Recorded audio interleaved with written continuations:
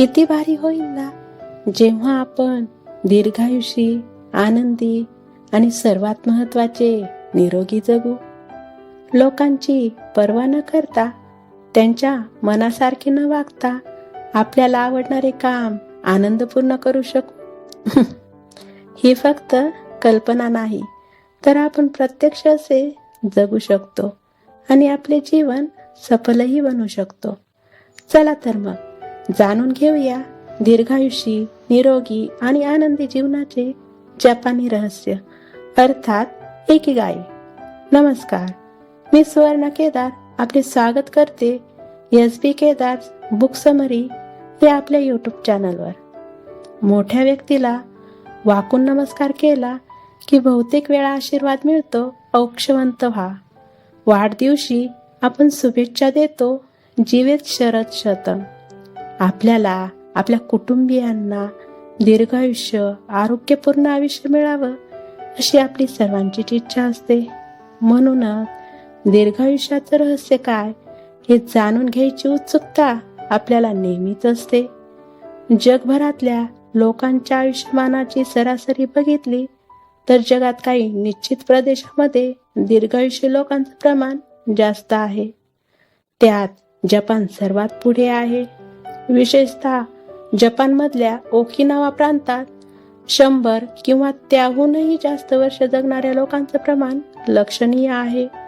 म्हणून पुस्तकाच्या लेखकाने म्हणजेच हेक्टर गार्सिया आणि फ्रान्सिस मिरेलस यांनी जपानी लोकांचा अभ्यास करून त्यांची निरीक्षणे व निष्कर्ष या पुस्तकात मांडले आहे. इकिगाई म्हणजे अशी गोष्ट जी करताना आपल्याला खूप आनंद मिळतो, आपलं वेळेचं भान हरपतं, आपल्याला पूर्ततेचा आनंद मिळतो. अशी गोष्ट जी करताना आपलं आयुष्याचं ध्येय सापडल्याची भावना येते. जपानी लोक असं मानतात की जगामध्ये प्रत्येकाचा कमीत कमी एक इकिगाई असतोच, जो स्वतःला समजून घेतल्यानंतरच मिळत असतो. इकिगाई मिळणे खूप कठीण आहे. लोकांचे संपूर्ण आयुष्य निघून जाते याला शोधण्यात. तुमचा देखील एक इकिगाई आहे, जो तुमच्यामध्ये खोलवर दडलेला आहे, जो शोधून काढण्यासाठी तुम्हाला तुमच्यामध्ये खोलवर डोकावण्याची गरज आहे. जपानमधील ओकिनावा द्वीप, ज्याला जगभरातील सर्वात जास्त दीर्घायुषी लोकांचा प्रदेश म्हणूनही ओळखले जाते, तेथील लोकांच्या म्हणण्यानुसार आपला इकिगाई म्हणजे ज्यामुळे आपण सकाळी लवकर उठतो. एकदा का आपण आपली इकिगाई शोधली की त्याचे पालन करणे, रोज पोषण करणे आपल्या जीवनाला अर्थपूर्ण करू शकते. आपल्या जीवनात एक उद्देश असो वा अनेक, पण आपल्या जीवनात एक इकिगाई असतो ज्याला आपण महत्त्व देत नाही. जपानी लोकांचे शतायुषीचे रहस्य जाणून घेणे व आपल्या समोर मांडणे, तसेच आपण आपला इकिगाई शोधायला मदत करणे या पुस्तकाच्या लेखकाचा मूळ उद्देश आहे. ज्या लोकांना त्यांचा इकिगाई भेटलेला आहे ते दीर्घायुषी, तसेच त्यांच्या जीवनात खूप आनंदी आहे.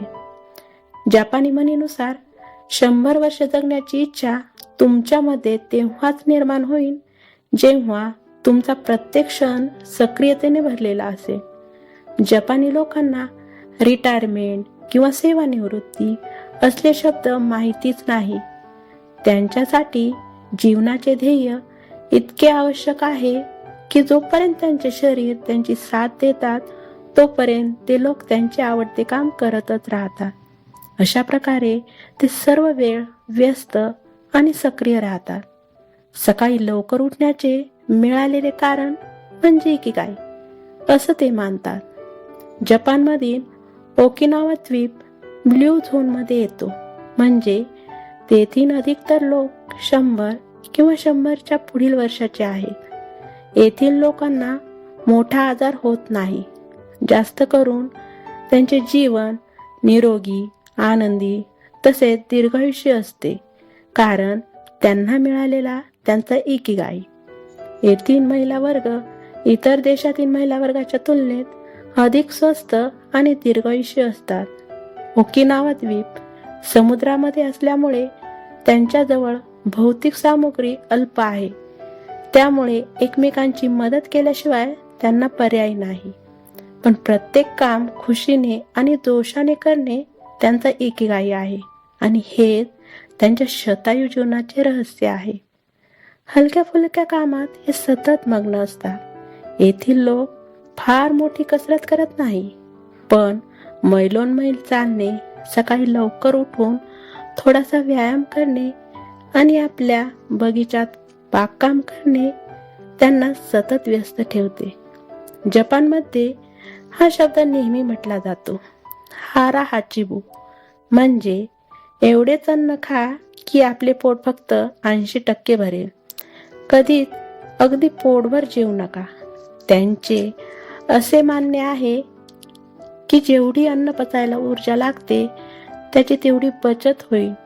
पोट भरल्यानंतर खाल्लेले गोड पदार्थ, जंक फूड या गोष्टी थोड्या वेळापर्यंत आनंद देतात, पण हे टाळलं तर नक्कीच दीर्घायुष्य होऊ शकतो. ओकिनावामधील लोक एकमेकांशी प्रेमाने वागतात. येथील लोक मुआई संकल्पनेनुसार वागतात. मुआई म्हणजे एकाच उद्देशासाठी एकत्र आलेले खूप लोक. काही लोकांसाठी तर समाजसेवा करणे हाच त्यांचा इकिगाई असतो. तेथील प्रत्येकाच्या मदतीसाठी त्यांचा ग्रुप असतो. वाईट परिस्थितीतही त्यांना एकमेकांची साथ असते. म्हणूनच तेथील लोकांत सुरक्षिततेची हमी आहे आणि त्यामुळेच ते लोक तणावमुक्त आणि दीर्घायुष्य जीवन जगतात. आपल्या वयापेक्षा कमी दिसण्याचे रहस्य. आपल्याला माहित आहे का की अगदी छोट्या छोट्या गोष्टीतून आपल्याला आनंद मिळतो आणि आपल्याला या गोष्टी दीर्घायुष्य करतात. निरोगी शरीर तर निरोगी मन, ही जुनी मन तर आपल्याला माहीतच असेल. स्फूर्तीने भरलेले मन आपल्याला नेहमी युवा ठेवते. वाढलेले वय शरीरावर दिसून येत नाही. जसे आपण शारीरिक व्यायाम नाही केला तर आपल्या शरीरावर व स्फूर्तीवर वाईट परिणाम होतो, तसे आपण मानसिक व्यायाम नाही केला तर न्यूरोलॉजिकल कनेक्शन पण कमजोर व्हायला लागतात. 20 वर्षानंतर आपली न्यूरॉन सिस्टीम कमजोर व्हायला लागते. बौद्धिक व्यायाम, जिज्ञासा, नवीन काहीतरी शिकायची इच्छा यांच्यामुळे न्यूरॉनची कमजोर होण्याची प्रक्रिया संथ होते. त्यामुळे वय वाढायची प्रक्रिया सुद्धा संथ होते. मानसिक व्यायामाचे एखादे उदाहरण द्यायचे झाले तर दुसऱ्याबरोबर खेळणे किंवा साध्या गप्पा मारल्याने सुद्धा मनात एक स्फूर्ती निर्माण होते, ज्याने आपला एकटेपणा किंवा निराशा निघून जाते. तणावामुळे आपल्या दीर्घायुष्यावर वाईट परिणाम होतो. जेव्हा काही लोक वयापेक्षाही जास्त वृद्ध वाटू लागतात, अभ्यासानंतर असे लक्षात आले की त्यामागे तणाव घेणे हे मुख्य लक्षण आहे. खरंच तणावामुळे जेवढी शरीराची हानी होते ना, तशी कशानेच होत नाही. कधी कधी तणाव घेणे सुद्धा उपयोगी येते, आपल्याला आसपासच्या परिस्थितीशी जुळून घ्यायला, विकासाच्या यात्रेत कठीण परिस्थितीशी सामना करायला. पण सारखं सारखं तणाव घेणं आपल्या शरीराला हानिकारक आहे. स्मरणशक्तीवरही नकारात्मक प्रभाव पडतो. निराशा येते. निराशा येऊ नये म्हणून जे हार्मोन्स तयार व्हायला पाहिजे ते सुद्धा तयार होणं बंद होते आणि दुसरे परिणाम दिसू लागतात, जसे चिडचिड होणे, पुरेशी झोप न येणे, चिंता आणि उच्च रक्तदाब. कधी कधी तणाव येणं आपलं शरीर आणि मन सक्रिय कार्यरत ठेवायला मदत करते. पण आपल्याला वेळे अगोदर येणारे वृद्धत्व टाळायचे असेल तर आपल्या दिनचर्येत बदल करून जीवन तणावमुक्त करायची कला शिकली पाहिजे, नाही का? तणाव कमी करण्यासाठी जागृत राहा. आपल्याला सतावणाऱ्या चिंता, भीती असतील किंवा नकली असतील, पण त्याचे परिणाम मात्र असले होतात. त्यामुळे आपली पचनक्रिया संथ होत जाते. त्वचा तसे शरीरातील वेगवेगळ्या भागात त्याचे वाईट परिणाम होतात. त्याच्यामुळे समस्या येण्याआधीच आपल्याला उपाय शोधावे लागतील. खूप लोकांनी यासाठी सजग राहण्याचा सल्ला दिला. तणावमुक्त राहण्यासाठी सजग राहणे खूप महत्त्वाचे आहे. आपण कोणत्या परिस्थितीत कशी प्रतिक्रिया देतो याकडे लक्ष देणे सजग राहण्याची पहिली पायरी आहे. तुमच्या जीवनातील विविध पैलूमध्ये समतोल साधण्यासाठी प्रयत्न करा. मग ते काम असो, कुटुंब असो, छंद असो किंवा स्वतःची काळजी घेणं असो. कारण सर्व एक परिपूर्ण जीवन निर्माण करण्यास मदत करतात. आपण अनेकदा भूतकाळात जगतो किंवा भविष्याची चिंता करतो. तथापि आनंदी आणि परिपूर्ण जीवन जगण्यासाठी काळजी सोडून वर्तमान क्षणात राहणे महत्वाचे आहे.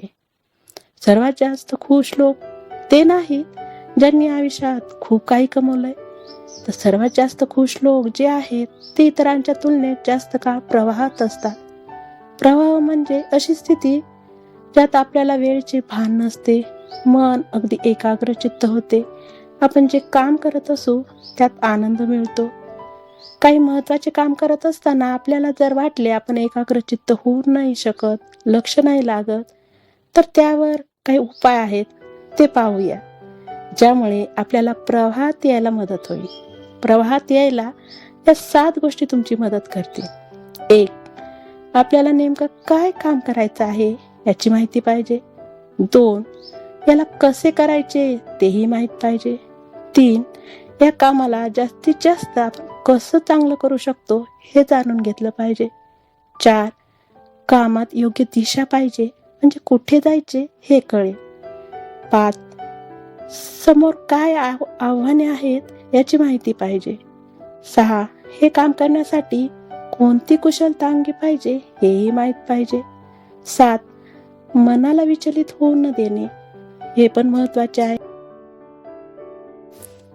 दीर्घायुषी, निरोगी आणि आनंदी जीवनाचे रहस्य म्हणजे इकिगाई.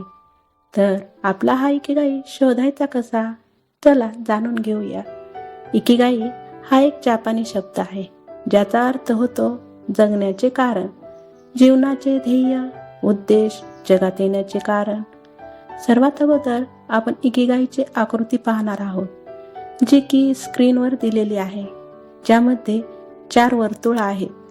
प्रत्येक वर्तुळ एकमेकांना छेदत आहे आणि त्यामध्ये आहेत 4 प्रश्न, ज्याचे उत्तर तुम्हाला स्वतःला अगदी प्रामाणिकपणे द्यायचे आहे. विचार करा की असं कोणतं काम आहे जे तुम्हाला करताना छान वाटतं, जे तुम्हाला ऊर्जा देते आणि ज्यामुळे तुम्हाला मजा येते, आनंद येतो. ते काहीही असू शकतं. बागकाम करणे, रंगकाम करणे, फोटोग्राफी, व्यायाम करणे, स्वयंपाक करणे, गाडी चालवणे, प्रवास करणे, लिहिणे, वाचणे, जटिल कूट प्रश्न सोडवणे, अगदी काहीही ते असू शकतं. थोडक्यात कोणतेही काम असे काम जे तुम्हाला खूप आकर्षित करतं, मनापासून करणे आवडते, मग ते तुमच्या ऑफिसमधील काम असू शकतं, कौटुंबिक काम असू शकतं, असं एखादं काम ज्यामध्ये तुम्ही स्वयंसेवक आहात म्हणून गेलेला असाल, किंवा ते तुमच्या वैयक्तिक रुची आवडीनिवडी असू शकतात. दुसरा प्रश्न की तुम्ही कोणत्या कामामध्ये चांगले आहात, कोणते कौशल्य तुम्हाला चांगल्या रीतीने येतं, तुम्ही कोणत्या गोष्टीत तज्ज्ञ आहात, असे काम ज्यामध्ये आपण उत्कृष्ट आहोत, आपल्यासारखे आपणच असे काम. तिसरा प्रश्न, जगाला कशाची गरज आहे, व्हॉट द वर्ल्ड नीड. तिसरा प्रश्न हे जाणून घेण्यासाठी आहे की जगाला आजच्या तारखेत कोणत्या गोष्टीची गरज आहे. चौथा प्रश्न, what you can get paid for, म्हणजे तुम्हाला कशासाठी लोकांनी पैसे दिले पाहिजे. या चौथ्या प्रश्नामध्ये अशा गोष्टी येतात ज्या करून तुम्ही पैसा कमवत असाल, असे काम जे केल्याने लोक तुम्हाला पैसा देत असतात, किंवा तुम्हाला असं वाटतं की असं काम जे केल्याने लोक तुम्हाला पैसे देऊ शकतात. लोकांनी आपण करत असलेल्या कामाबद्दल आपल्याला मोबदला म्हणून पैसा दिला पाहिजे, आर्थिक व्यवहार होत असेल असे काम, ते काम तुम्हाला शोधून काढले पाहिजे. लोकांना, जगाला किंवा समाजाला एखाद्या गोष्टीची किंवा कामाची गरज आहे आणि ती तुम्ही त्यांना करून देत असाल, तुम्ही त्याचे मौल्यवान काम, गोष्ट करत असाल, तर ते तुम्हाला पैसा देऊ शकते. पहिल्या आणि तिसऱ्या म्हणजे तुम्हाला काय आवडतं आणि जगाला कशाची गरज आहे, या वर्तुळाच्या छेदणाऱ्या दरम्यान ज्या गोष्टी येतील त्या तुमच्या जीवनाचे उद्देश, मिशन असेल. म्हणजेच तुम्हाला काय आवडते आणि जगाला कशाची गरज आहे, यांच्यामध्ये जे समान काम किंवा गोष्टी आहेत ते तुमच्या आयुष्याचा उद्देश असेल. तिसऱ्या आणि चौथ्या वर्तुळात छेदून तयार झालेल्या जागेला ते म्हणतात ओकेशन, म्हणजे अशी कामं ज्याची जगालाही गरज आहे आणि ज्यासाठी ते तुम्हाला पैसे सुद्धा देऊ शकतात. चौथ्या आणि दुसऱ्या वर्तुळाला छेदून तयार झालेल्या जागेला म्हणतात प्रोफेशन. म्हणजे अशी कामं ज्यामध्ये तुम्ही चांगले आहात आणि तज्ज्ञ देखील आहात आणि ज्यासाठी जग म्हणजेच लोक पैसे देण्यासाठी तयार आहेत किंवा पैसे द्यायला तयार असतील, अशी कामं असतील तुमचं प्रोफेशन म्हणजेच तुमचा व्यवसाय. शेवटी पहिला आणि दुसरा वर्तुळ छेदून ती जागा तयार होते त्याला म्हणतात पॅशन. म्हणजे अशी कामं ज्यामध्ये तुम्ही तज्ज्ञ आहात आणि तुम्हाला ती कामं आवडतातही.